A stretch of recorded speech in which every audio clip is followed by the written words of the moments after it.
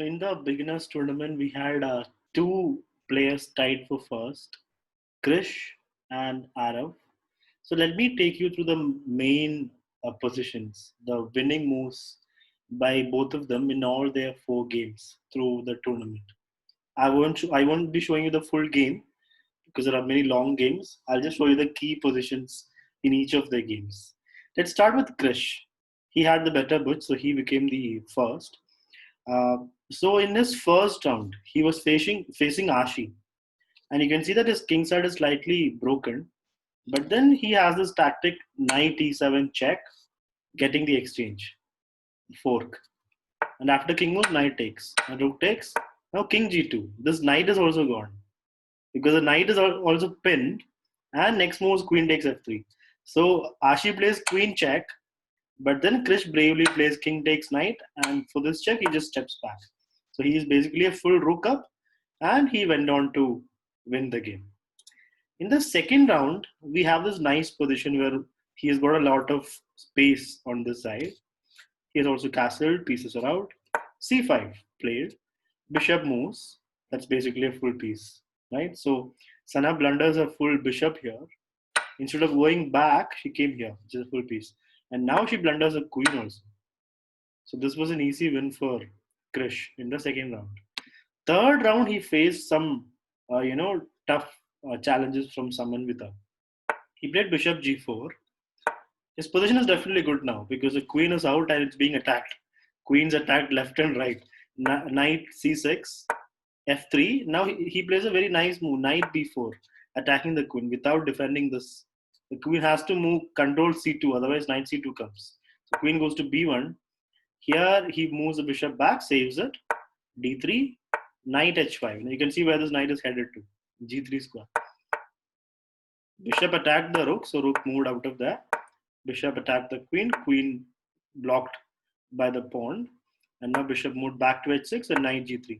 So here, unfortunately, Samanvida faced some internet issues. Even this was a second game, it was a rematch, but still she got disconnected here. The position is good for Krish, but it's not yet winning. But she chose to forfeit the game, so that is how Krish won the third round. Here, white can play rook h2, and the position is still just fine. Slightly better for black. I mean, position is better, but material is actually equal. But he won this because of forfeit. And now fourth round, this is where he faced the most challenge. Pranav was actually winning here. Pranav was up by a pawn, and a couple of moves back, he had the option of. Let me just take you there. After this, here, Pranav had the option of exchanging of the rooks. Rook takes rook, king takes is a winning pawn in game. But he decides to keep the rook. That allows Krish to come back in the game. King f8, he gets a king up. Here, the king comes too far forward. f6 should have been played now. But if f6, g7 is anyway falling. Rook g7 check. So rook check. King takes. You can see his king is really active now. f6, king d5. The white king is actually the one who won the game for Krish. And now black king is stuck on the last rank because of this rook. And then we have this pawn race. White is trying to promote this pawn. Here, white.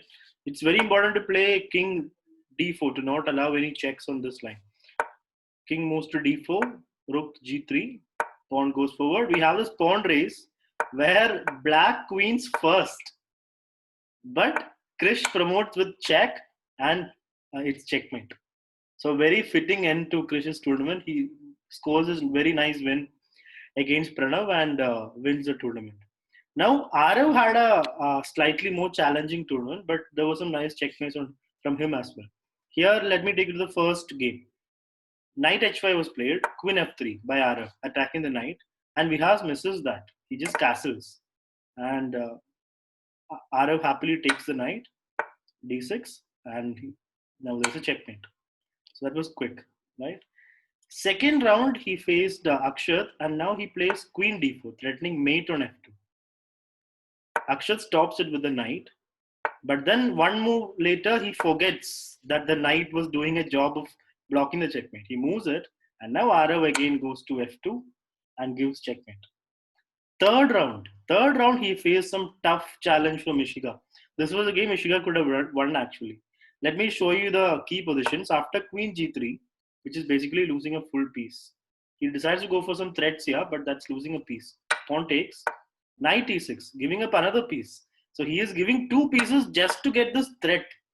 This is only a threat, which can be stopped by playing Pawn G6, giving back some material, or Knight H5. She goes for Knight G4, which is even better because now she's up by two pieces, but H3 comes.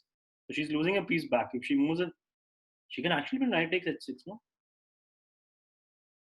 She could have just played Knight takes H6 and been three pieces up. But she misses it. She plays Pawn takes, and now Pawn takes, Queen D7, Rook takes.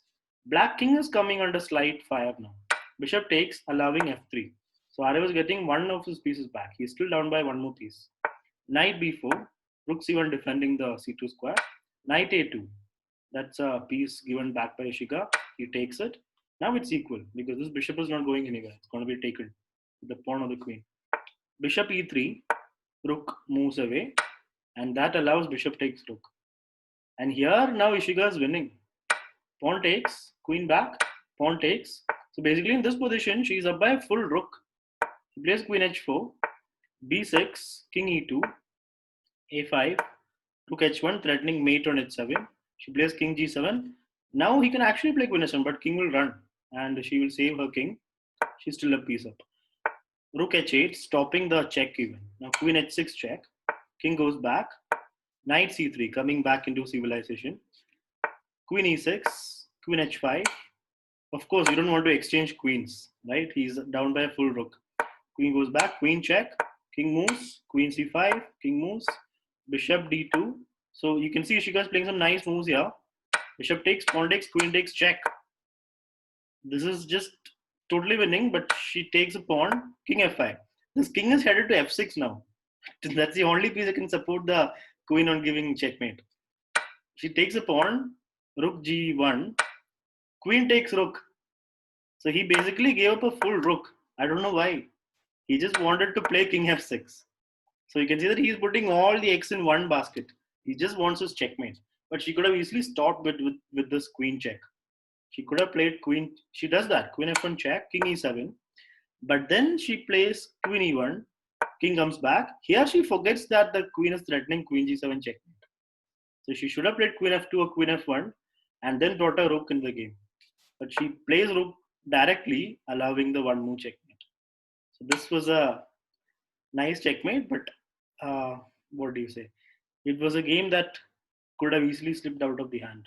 It almost slipped. There was just one threat which she did not stop. That brings us to his last round game. This was against Aryan. Here he plays queen g2, getting a piece. Here Aryan should have played rook f1, saving the knight. But he plays rook g1, he gets a piece. Now things become a little complicated. Queen g2, bishop d2, queen takes, bishop there, b6, bishop goes back, e5. Unnecessary complication actually. He could have just played knight f6, e5, bishop takes. Now there are some problems because now this rook is hanging, that rook is hanging, the g7 is hanging. Queen g1 check, king e2. Now Aarav gets one more rook, but so does Aryan, right? a6, knight check, king d1. So you can see the game is totally complicated now. That's a full piece. Aryan gives up a piece just like that. Another rook gone. He gives up one more piece. In two moves, two pieces given by Aryan. Now bishop checks, pawn blocks, bishop takes. He's giving up a piece, Aarav. And then queen g1, queen takes, bishop here. So Aarav is now threatening a checkmate on d1, which Aryan misses. Aryan gives him checks, but forgets that there's a checkmate on d1. So this was another back and forth game where both sides could have won. Aryan had so many chances, but he did not, keep the advantage, and that's how he lost. So that is the story of both the players who were tied for first in the tournament. They both scored 4 out of 4 and ended up on the top of the table.